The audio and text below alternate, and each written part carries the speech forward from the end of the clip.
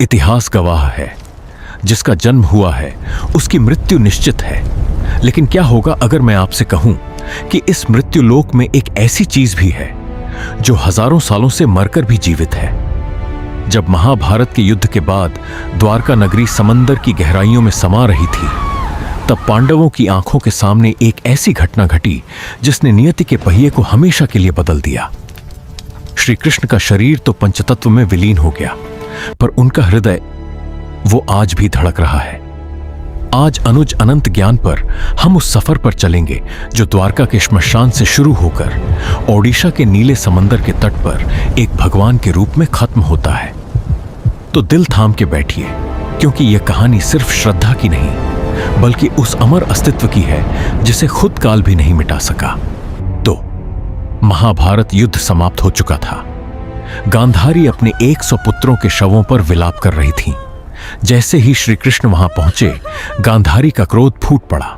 हे द्वारकाधीश, यदि तुम चाहते तो ये युद्ध रुक सकता था, पर तुमने मेरे कुल का विनाश होने दिया। आ जाओ, मैं तुम्हें श्राप देती हूँ कि आज से 36 वर्ष बाद तुम्हारा यदुवंश भी इसी तरह आपस में लड़कर समाप्त हो जाएगा और तुम्हारी द्वारका इस समुद्र में समा जाएगी। कृष्ण ने मुस्कुराकर इस श्राप को स्वीकार किया। समय बीता और ठीक 36 साल बाद द्वारका समुद्र में डूबने लगी और यदुवंश साम्राज्य का नाश होने लगा। प्रभास क्षेत्र के जंगल में एक शिकारी जरा ने कृष्ण के पैर के अंगूठे को हिरण की आंख समझकर बाण चला दिया, और जब उसने जाकर देखा तो वो कांपने लगा। प्रभु, ये मुझसे क्या अनर्थ हो गया? मैंने स्वयं वसुदेव श्री कृष्ण पर बाण चला दिया। मुझे मृत्युदंड दीजिए भगवान। शांत हो जाओ जरा, ये नियति है। त्रेता युग में मैं राम था और तुम बाली। मैंने तुम्हें छिपकर मारा था, आज तुमने मुझे मारा। पिछले जन्मों के कर्मों का हिसाब है जरा जात। अब मेरा इस लोक से जाने का समय आ गया है। और उन्होंने अपना शरीर त्याग दिया और पांडवों ने अपने प्रिय सखा का अंतिम संस्कार किया। पूरा शरीर पंचतत्व में विलीन हो गया, लेकिन एक हिस्सा अग्नि में भी नहीं जला। वो था श्री कृष्ण का हृदय जो अब भी धड़क रहा था। हे माधव, ये कैसी लीला है आपकी? आपका पर शरीर अग्नि में समा गया, पर इस दिव्य हृदय को अग्नि छू तक नहीं पा रही है। अर्जुन ने उस हृदय को लकड़ी के एक लट्ठे नील माधव में सुरक्षित किया और उसे समुद्र में प्रवाहित कर दिया। सदियों तक वो हृदय समुद्र की लहरों पर तैरता रहा, जब तक वो ओडिशा के तट पर नहीं पहुंचा। युग बदला, द्वापर बीत गया और कलयुग की आहट सुनाई देने लगी। मालवा के प्रतापी राजा इंद्रद्युम्न, जो भगवान विष्णु के परम भक्त थे, उनकी रातों की नींद में बार बार एक ही स्वप्न आता था, एक नीले रंग की मूर्ति जो उन्हें पुकार रही थी। राजा ने अपने सबसे चतुर ब्राह्मण विद्यापति को उस नीला माधव की खोज में पूर्व की ओर भेजा। भटकते भटकते विद्यापति ओडिशा के घने जंगलों में पहुंचे, जहां उनकी मुलाकात शबर कबीले के मुखिया विश्ववासु से हुई। विश्ववासु गुप्त रूप से एक गुफा में नील माधव की पूजा करते थे। विद्यापति ने उनसे आग्रह किया कि मुझे भी उनका दर्शन करना है। तब विश्ववासु ने विद्यापति की आंखों पर पट्टी बांधी और ऊबड़ारज खाबदा रास्तों से होते हुए उस गुप्त गुफा तक ले गए। जैसे ही पट्टी खुली, विद्यापति की आंखें फटी की फटी रह गईं। उन्होंने देखा कि जिसे पूरी दुनिया महलों और मंदिरों में ढूंढ रही है, वो भगवान यहां एक आदिवासी की निस्वार्थ भक्ति के आगे झुके बैठे हैं। विश्ववासु, धन्य है तुम्हारी ये गुफा, जहां साक्षात ब्रह्मांड का स्वामी एक वनवासी का सखा बनकर बैठा है। लेकिन नियति को कुछ और ही मंजूर था। जब राजा इंद्रद्युम्न पूरे दलबल के साथ वहां पहुंचे तो वह गुफा खाली थी। नील माधव अंतर्ध्यान हो चुके थे। राजा हार मानकर बालू पर गिर पड़े और विलाप करने लगे। तभी समंदर की लहरों के बीच से एक ऐसी गूंज उठी जिसने सबको हैरान कर दिया। राजन, व्याकुल न हो। मेरा यह नील रूप अब ओझल हो चुका है, क्योंकि अब मुझे दारू ब्रह्म के रूप में प्रकट होना है।